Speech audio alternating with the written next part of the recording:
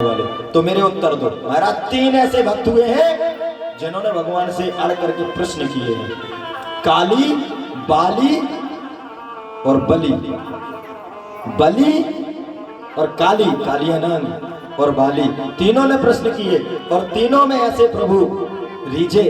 बाली से कह रहे थे बाली चाहो तो तुमको जीवित कर दें। प्रभु राम ने कहा, उन्होंने कहा नहीं महाराज ऐसी मुक्ति थोड़ी ना मिलेगी। और बलि से उनके जाकर के दरबार रक्षक बन के खड़ा होना पड़ा, द्वारपाल बन गए। और एक कालिया यहाँ पर प्रश्न कर रहा, कह रहा ये बहुत सुंदर प्रश्न है। कह रहा जब प्रभु आपने हमको बनाया है, हम नागों के मुख में विष किसने भरा? भगवान ने कहा हमने। हमारा एक तामसी स्वभाव किसने दिया? भगवान ने कहा हमने। तो बोले महाराज इसमें हमारी गलती क्या है? तेरा तुझको अर्पण क्या लागे मेरा। अरे महाराज हम तो जो तुमने दिया तुम्ही को दे रहे, अब तुम कह रहे डस रहे हुए कर रहे, हमारी गलती कहाँ है?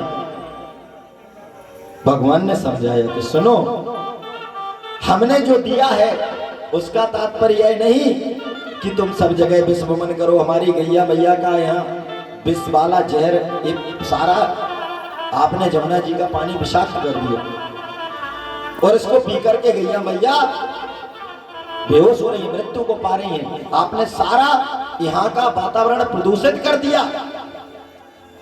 एक तरफ तो तुमने अपने लिए अलग से देश ले लिया। नाम कहता है कालिया, कहता महाराज हम लोगों का स्वभाव ही ऐसा है, जब तक हम अल्पसंख्यक रहते हैं, छोटी संख्या में रहते हैं, तब तक हम बिल में दुबक के रहते हैं। और जब हम ज्यादा हो जाते हैं तो हम अड़ोस पड़ोस को सबको डसना शुरू कर देते हैं। ये हमारा स्वभाव है महाराज। हम छोटे हैं, कम संख्या में, तो बिल में दबे रहेंगे, और ज्यादा हो गए तो फिर किसी को नहीं छोड़ते। कितना सगा हो हमारा, सबको मार के खा जाते हैं। अरे जब आपने इस भरत भूमि का बंटवारा ही कर दिया, अलग से देश ले लिया, फिर यहाँ विश्वमन करने को काहे को पड़े हो? अरे स्वभाव है, कहते तो हमारा स्वभाव है। कन्हैया प्यारे ने कहा सुनो, आप नागों के लिए हमने रमण द्वीप दे रखा है। आप वहां जाओ जहां सारे नाग हैं, वहां जाकर के जितना विश्वमन करना हो आप नागों के बीच में ही जाके विश्वमन करो। महाराज कुछ समस्याएं ऐसी देश की विकराल हैं। एक और कानूनविद कहते हैं, नारा चलता है महाराज हम दो हमारे दो, और कुछ लोग कहते हैं हम 5 हमारे 50। ये कौन सा तरीका है संविधान का? क्या तरीका है? यदि हम दो हमारे दो तो सबके दो। ये भारत की भूमि है, भारत भूमि है, हमको भी अधिकार है, सबको अधिकार है, तो सबको कानून पालन करने का भी अधिकार होना चाहिए। ऐसा नहीं कि हम छोटी संख्या में हैं तो हम दबक के रहेंगे, और ज्यादा संख्या में होगा तो मार के खा जाएंगे दूसरों को, अत्याचार करेंगे, अनाचार करेंगे, पापाचार। कन्हैया ने कहा सुनो, यदि अत्याचार करोगे, पापाचार करोगे, तो तुम्हारा इलाज करना भी हमें आता है। और इस समस्त हिंदुत्व समाज के लिए आवश्यक है, शास्त्रों को जानते ही नहीं हो महाराज। हमारे धर्म में तो अहिंसा परमो धर्म सिखाया गया है।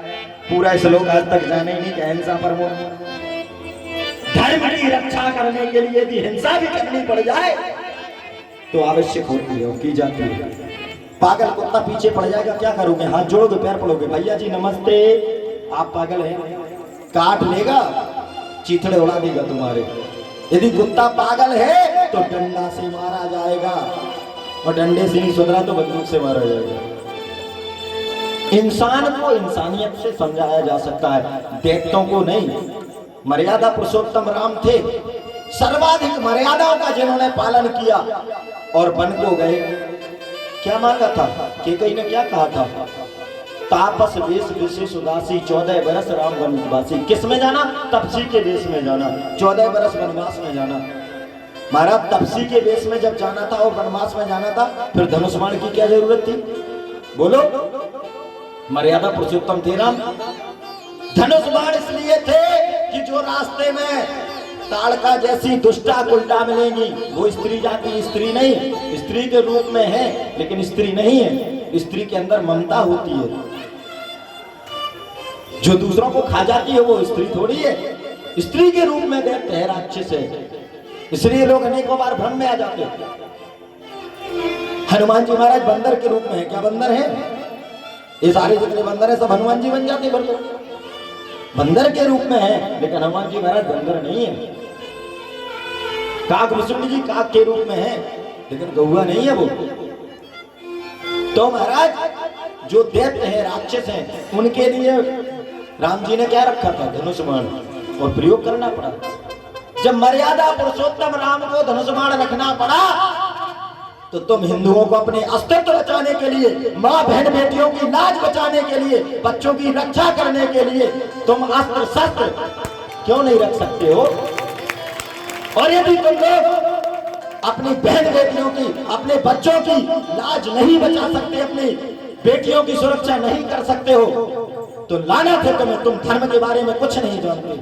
हम सीधे हैं, सरल हैं, सज्जन हैं, हम सज्जनता से पेश आते हैं। हमारे धर्म में एक और हमें शस्त्र सिखाया जाता है, एक और शास्त्र का ज्ञान दिया जाता है। यदि इस हाथ में हम शास्त्र रखते हैं तो दूसरे में शस्त्र भी रखते हैं, एक हाथ में माला रखते हैं तो दूसरे में भाला रखते हैं। ये हमारे यहाँ सदैव से सिखाया गया। आज शक्ति सामने जगत जननी दुर्गा माता है, अष्टभुजी माँ को देख के बताओ, इनके हाथ में तलवार है, ममता मई माँ होती है, तलवार की क्या जरूरत पड़ गई माँ को? बोलो। खड़ग है, कृपाण है, सब कुछ है, चक्र है, सामने देख, प्रत्यक्ष है, बहुत सुंदर, कितना सुंदर अवसर है, सामने जगत जननी माँ है, ममतामयी माँ, जो सारे जगत में करुणामयी माँ है। उस दिन प्रसंग भी आया था माँ के ऊपर, कितनी ममता होती है, और फिर भी माँ को खड़ग लेके चलना पड़ा, तलवार लेके पढ़ने चली। जब महिषासुर जैसे आएंगे तो वो तलवार से मानेंगे, ना कि आंचल का दूध पिलाना पड़ेगा। बेटों को दूध पिलाया जाता, जो माँ का खून पीने के प्यासे हो उनके लिए तलवार की जरूरत होती है। जो माँ भारती का चीर हरण करते हो, सील हरण करते हो, जो समाज में विकृति फैलाते हो, जो समाज में दुर्भावना फैलाते हो, ऐसे दुष्टों को, आताताइयों के लिए आपको जागना पड़ेगा, मुर्दा बन के नहीं रहना है। ये शास्त्र सिखाते हैं। कह दो महाराज ऐसी भागवत तो आज तक नहीं सुनी, इसलिए नहीं सुनी क्योंकि जिसके अंदर पीड़ा नहीं उसे सत्य को बोलता नहीं। श्री कृष्ण कन्हैया ने एक जगह नहीं अनेकों जगह संदेश दिया, और इसलिए राम ने भी धनुष बाण लेकर के संदेश दिया और उद्धार किया। तो जो दैत्य होंगे उनका उद्धार, इसलिए सुन लो, अपना परिवार की, समाज की, मोहल्ले की, बच्चों की रक्षा करना तुम्हें भगवान ने शक्ति दी है, बुद्धि दी है। कोई भी दुष्ट आतताई, किसी भी प्रकार का अनर्गल हमारे साथ अत्याचार ना हो, याद रखना। इस शास्त्र और धर्म सिखाते हैं हमें।